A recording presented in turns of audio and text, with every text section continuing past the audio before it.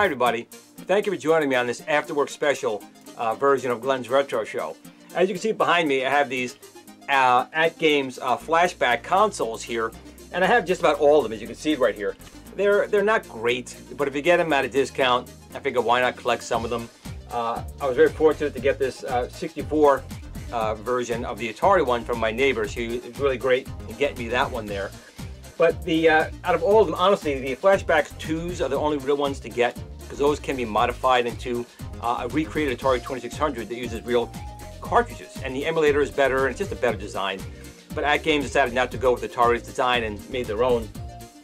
Now, the Intellivision and ColecoVision flashbacks, those are actually pretty good too, if you can find them now. The really bad ones, though, are the Sega Genesis. They sound, it's just bad. Steer away from them. The Atari Flashback Portable has an SD card slot on that, which makes that pretty good. And the Sega Genesis does have one as well. If you get the second release of that, you can actually upload the, actually change the emulator on there. I'll do a video of that later on. But once you update the emulator on there, sound issues are fixed and it plays much better. So, again, AT-Games does not make the highest quality products. They're really designed as a bargain bin, walk through the store, oh my God, and I remember those games and you get it. And again, you get what you kind of pay for with AT-Games. You should already know by now they're not going to give you, stupendous value. But that's not what I'm here to talk about today. My buddy John Hancock, ETA Prime and MadlittlePixel have been doing some reviews of the Blasts, which are a little HDMI dongle that goes right into your TV and has Atari games on one version, arcade games on another version, Activision games on another version, and so forth. Now, I don't want to beat anyone over the head with this, because I'm sure you've already seen tons of videos about this. John Hancock had actually gotten the, I guess, an early release of one with the actual arcade games of Pac-Man, Galaxian, and Mappy on there. And it was pretty good. It wasn't perfect, but it was decent. For 20 bucks, I thought that was a great deal. MadlittlePixel had gone out and gotten one from Walmart, and it turns out it was NES games on there, so it wasn't what was advertised. But again, I'm not going to beat your head over this because ETA Prime, MadlittlePixel, and John Hancock have already done all that. What I'm here to talk about today is I wasn't interested in any of those. I like paddle games, like Breakout, Warlords, games of that nature. And back when Atari was king, generally you would get a controller that was kind of suited to the game you were playing. And AT-Games was pretty infamous of just making your joystick for playing Breakout or Warlords, and you can't. They did it for paddles though, so on later versions you can get a paddle. And a friend of mine actually said that the paddles in there were pretty good, and I tried it myself, and they're not exactly like the original Ataris, but the paddles actually do work fairly well. If you have an Atari 2600 and looking for a really good paddle, you can probably get one from AT-Games. They do work. But when I walked through Walmart the other day, I did see a Flashback Blast from AT-Games, but with paddles for $20. I couldn't turn it away. I don't know if it's good or bad, but I just couldn't. I love paddle games, and I do have older paddle games from years ago on an all-in-one type of device, and they worked pretty well, but they were more money than this. So here we're going to have an HDMI input on your modern TV, wireless controllers, and not with infrared, but actually 2.4 gigahertz radio frequency. So it doesn't matter where you're pointing it. So I like that idea. Another idea, I don't know how much it really pays in these guys here, is you can actually, if you miss your ball, I guess you can hit a button and rewind 7 seconds.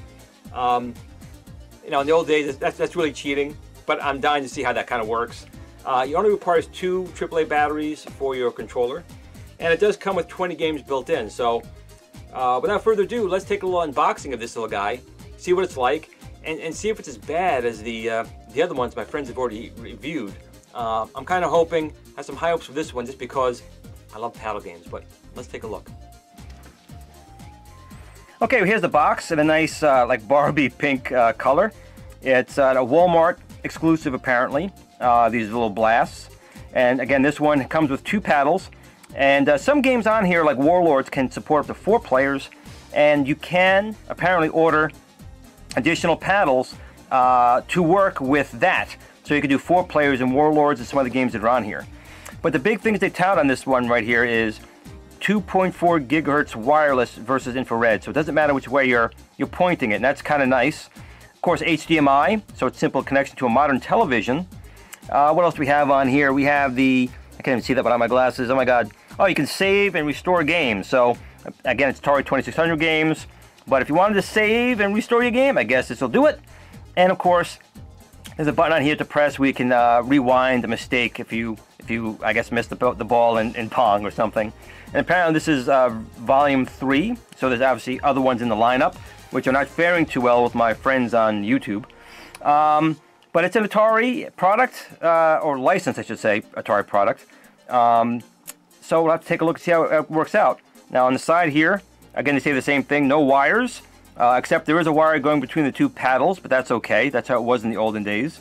HDMI input, and you can save and load the games. But again, these games are so simple, I really don't know if you really need to have it, but you know what, I'd rather have it than not have it there, so that's okay. And we have some other artwork on the side of the box, same thing, just telling you it's easy power, easy setup, connectivity, rewind, good old Atari Breakout artwork and Warlords. And on the back here, I'll show you a little bit closer so you can see the games that are included.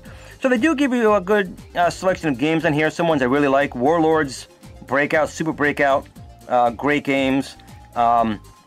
Video Olympics, I loved playing that again as a kid.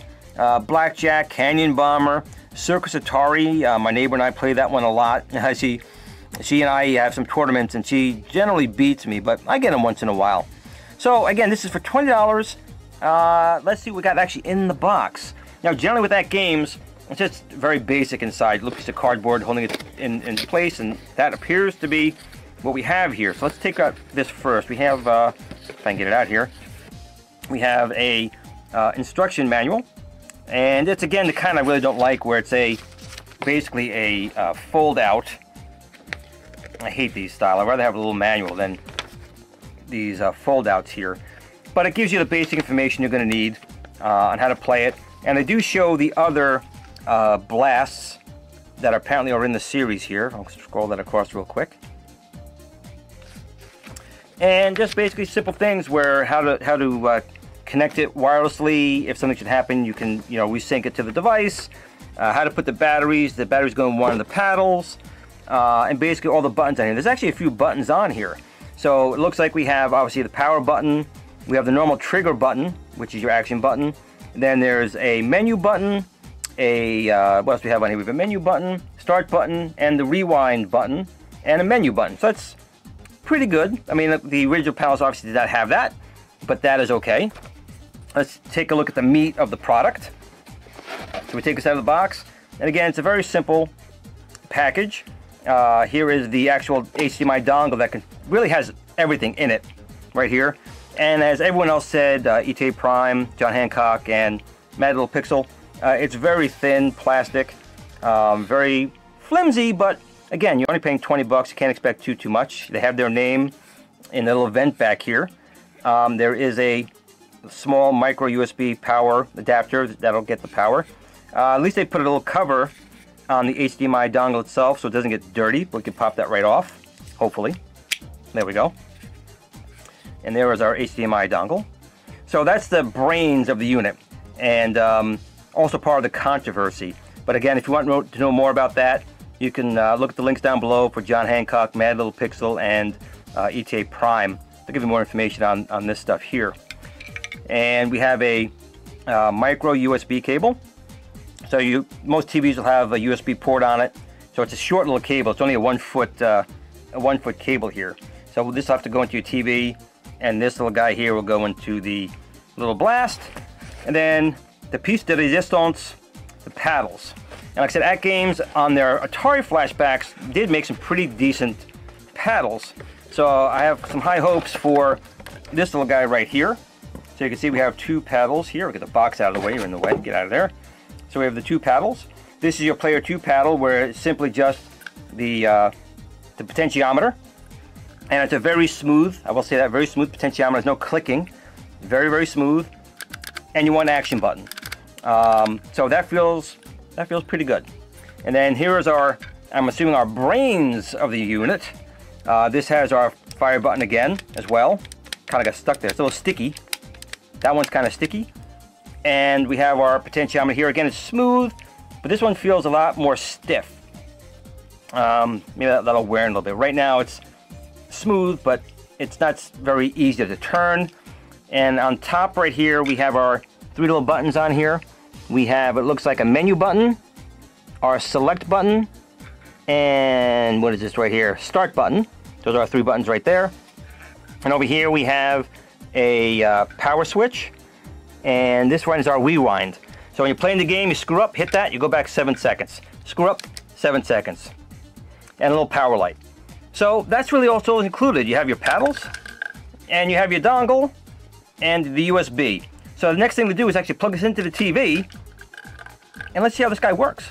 Okay, on this particular TV set, I've only have HDMI ports on the back. So you're going to take your little blast dongle here, and you define your HDMI port, and just put it in like so. But you're not done yet. Okay, the next thing you need to do is get power to your blast. Now again, they only give you a 1-foot cable, and this is a 42-inch TV I have, and you know what? This guy does not have any USB jacks on here. So I'm going to double check, and there is nothing back here. So for people like me who have a TV set available with HDMI, this is no good. So I'm going to have to find myself another power cord and another power source.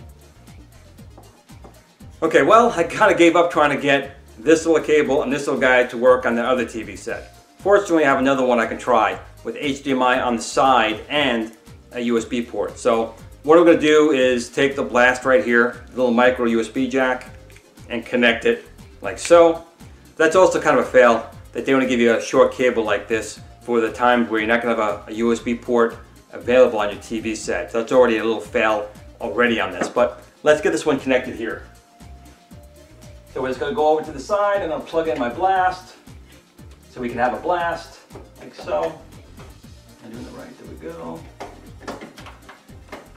And fortunately there is a USB jack right next to it. So I have my blast now connected to the TV set. So now we got to turn on the TV set, that's always next. So there we go.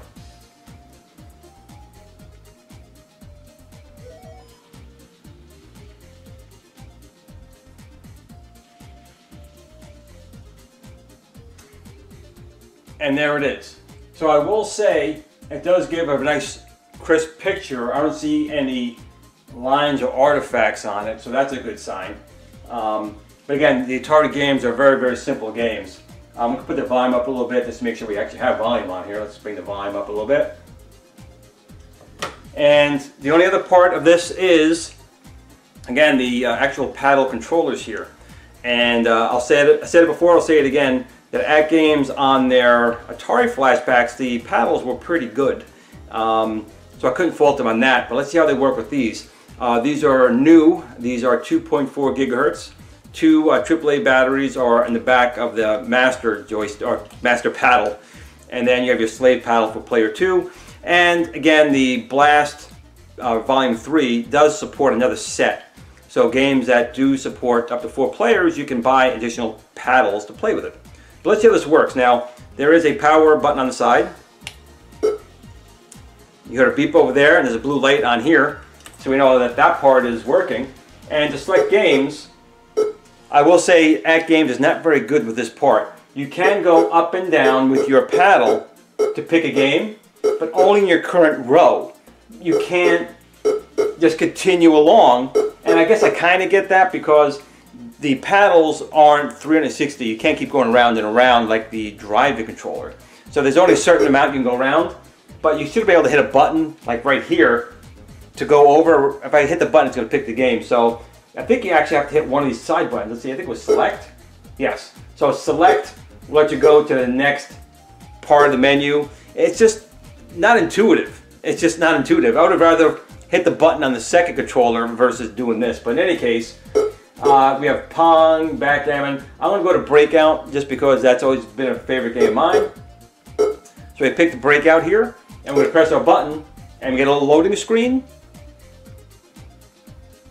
And sure enough, there's Classic Breakout. Now again, on the top here, we have the select button where you can select. As you can see, I'm changing the options here on the top corner. So it's very convenient having all the buttons on this controller, so that's a plus.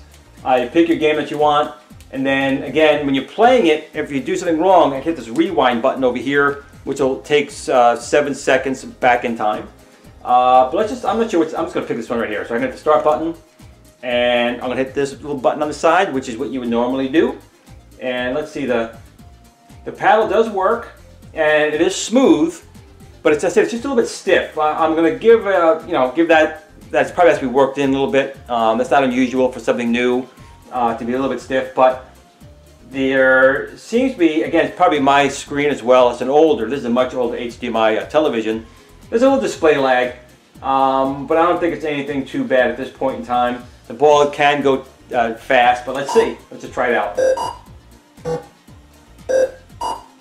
Well, I can definitely say the sound is off. Again, if you're not an Atari person and just picked it up and started playing it, you may not notice, or you probably wouldn't notice. Looks like there's a 2-player game, so I'll go to the second paddle here. But the sound is definitely a much higher, muffled kind of sound. It's definitely not right. The colors look okay. The second player paddle feels much better than the first player paddle. It definitely feels much, much better.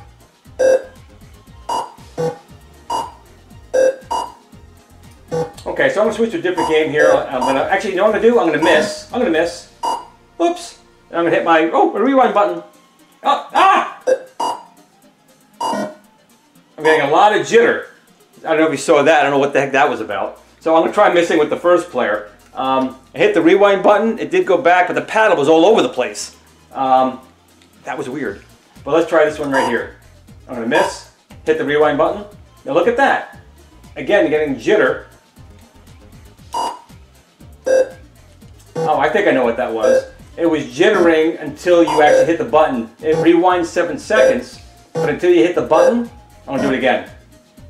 Rewind button, and you can, I guess, pick your time frame, and there we go. There we go. So that jitter was actually because it was letting you know to pick some time within that 7 seconds, and then hit your button. Do it again. Button. I'm gonna pick there. There we go. So okay. So now I understand what that was. So I'm gonna go back to the menu here and try and pick a different game. Let's see how we do that. So we can hit the first button here. We can go back to the menu. We can save the state. I guess if you got a good score going, you want to continue it along. Don't tell Billy Mitchell this. He may use it in trying to get a high score. Load or quit. So I'm going to go back to the menu, which is, I believe, this button right here. Let's see. Boop. Yeah. So we're back in the main menu, and we'll try a different game here. Circus Atari. Another really fun game. And they also include the box art, which is kind of nice. The game loading takes a few seconds. I'm surprised. I mean, the Atari games are not very big. But here's Circus Atari. And again, the player one paddle here is very, very stiff. The second player felt much better. But let's start the game.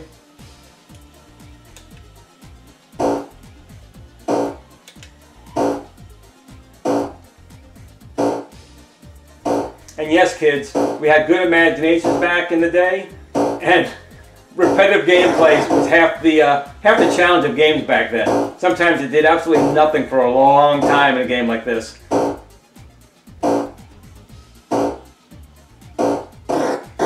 Test of patience. I will say once again, the graphics look fine. I don't see a lot of artifacts or chopping. And the sound effects are definitely better in this game than it was in Breakout. I would say it's pretty close, if not completely accurate, to the sound effects. So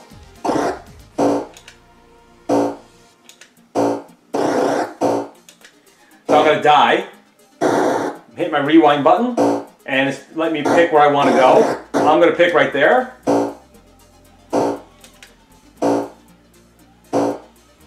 So not too bad. Circus Atari is pretty good, and the paddle feels, again, it's fine, it's accurate. Just the player one here just feels a little bit on the stiff side. So I'm going to go back to the menu. And I'll try and pick a different game here. And you can see the chipset they're using here is not very powerful. You can see when it redrew that screen how long it took. It should have been a lot faster. So I can't go over to the next menu unless I hit this button here. And let's go back. There we go. So another game back in the day that was a popular one was Night Driver. Again, not very graphic intensive, but back in 1977, it was a great game. So we're going to use our gas and our steering, our Night Driver. Start the game. And there we go. There we go.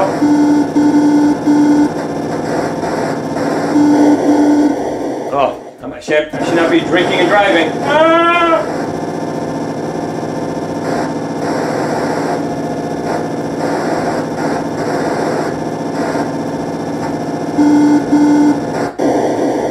And this one too, most of the sounds sound accurate, but your engine driving sound doesn't sound quite right. But everything else seems to sound okay.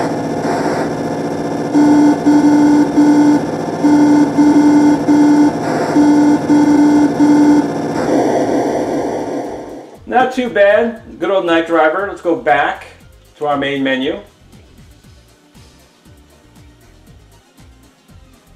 And let's see what else we have on here. Okay, we'll try Super Breakout here. And a little piece of trivia that although Breakout and Super Breakout were the brainchild of Nolan Bushnell and Atari, he actually commissioned Steve Jobs to program it. But more trivia was that Steve Jobs actually tricked Steve Wozniak into making it.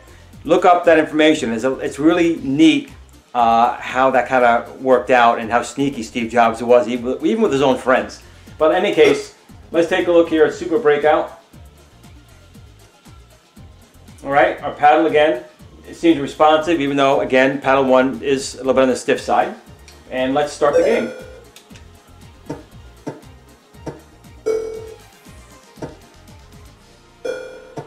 Again, the sounds are a little off, but a lot closer in Super Breakout than it was in Breakout.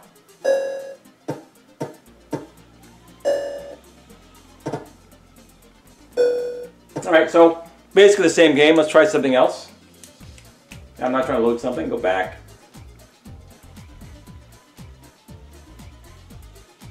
Alright, so over to our next menu here. Let's see what else we have here.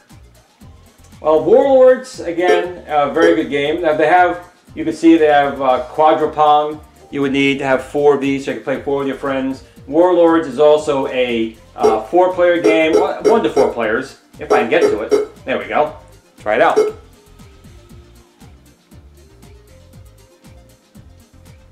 Alright, let's start the game up. And let's see where my controller is. I'm the yellow. There we go. And a lot of action. So far I'm not doing anything. But that's what happens when you have one person playing in Warlords, when you want to have as many people playing as possible.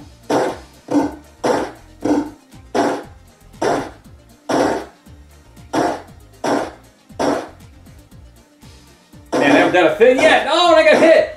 Oh, I finally got the ball. Yay.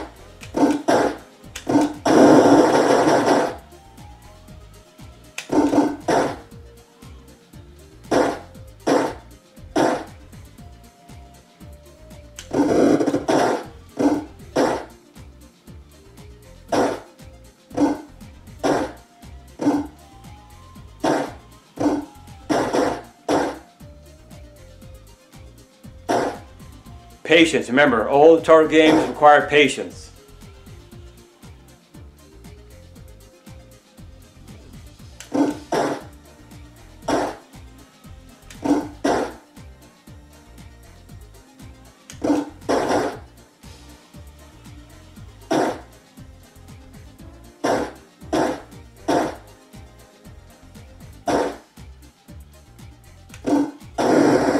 Yay! I win!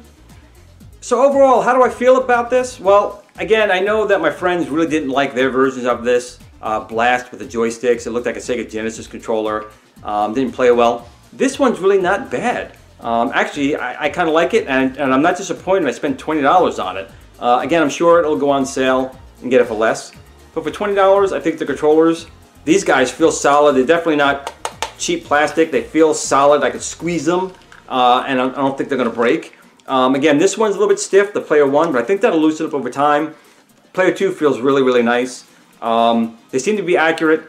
The dongle, who knows how long it's going to last, but it is kind of nice going right in and having it plugged in and just clicking on it and playing when you need it. The controller, you can of course turn it off. If you don't, it'll shut off on its own in a short amount of time. The only real bad thing about the dongle is they only give you a 1-foot USB power connector, and unless you have a USB connector really close to your HDMI on your TV, you're gonna have to find some other way to get power over to it. But overall, I found this one to be, out of the bunch, I guess, I got lucky, and I actually like this one. And if you like paddle games and these type of games, I think you actually might like this one too. So I can't really fault that games for this, other than I would include a longer USB cable, so you can connect it when there's no USB jack near it. And I can't really complain past that. For $20, good stocking stuffer for an old Atari fight like myself or someone you know. So I do thank you guys for watching. Thanks to John Hancock, ETA Prime, and MadlittlePixel for their reviews. And I would take a look at their reviews if you're looking at anything other than this particular one. I think you'd be disappointed if you bought them. But I do thank you for watching. Please like, share, and subscribe. And remember, game on.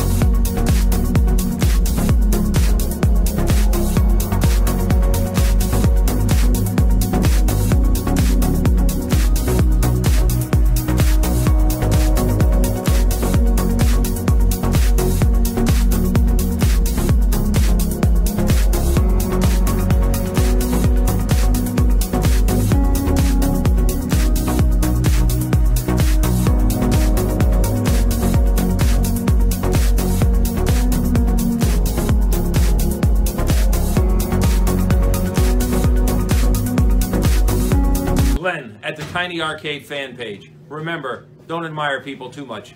They'll disappoint you.